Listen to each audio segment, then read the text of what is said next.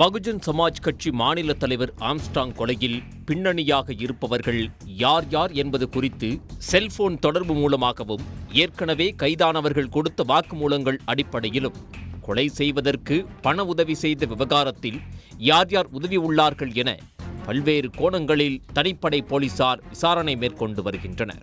ஏற்கனவே கைது செய்யப்பட்ட வழக்கறிஞர் அருள் கொடுத்த வாக்குமூலத்தின் அடிப்படையில் பிரபல ரவுடி நாகேந்திரனின் மகனும் வழக்கறிஞருமான அஸ்வத்தாமனை போலீசார் கைது செய்தனர்.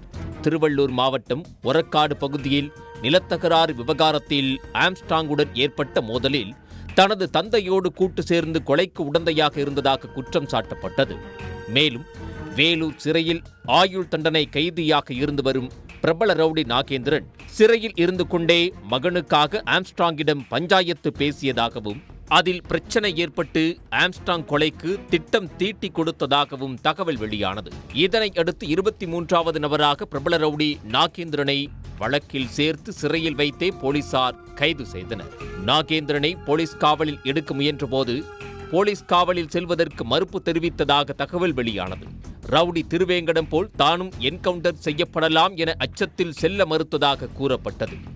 ஆனால் நாகேந்திரன் சிறையில் இருந்து தனியார் மருத்துவமனைக்கு சிகிச்சைக்காக வந்தபோதெல்லாம் செல்போனில் மகன் அஸ்வத்தாமனுக்கு பேசி ஆம்ஸ்ட்ராங்கை கொலை செய்வது தொடர்பாக ஸ்கெட்ச் போட்டு கொடுத்ததாக போலீசார் சந்தேகப்பட்டனர்.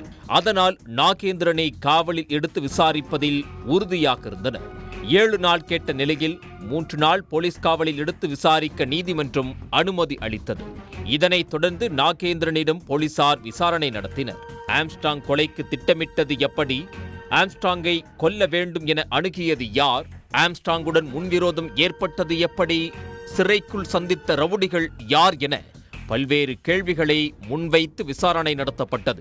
ஆனால் நாகேந்திரன் பெரும்பாலான கேள்விகளுக்கு அமைதியாகவே இருந்ததாகவும் அவ்வப்போது பதில் கூறினாலும் தனக்கும் இந்த கொலைக்கும் எந்தவித தொடர்பும் இல்லை என்று கூறியதாகவும் போலீசார் தரப்பில் கூறப்படுகிறது.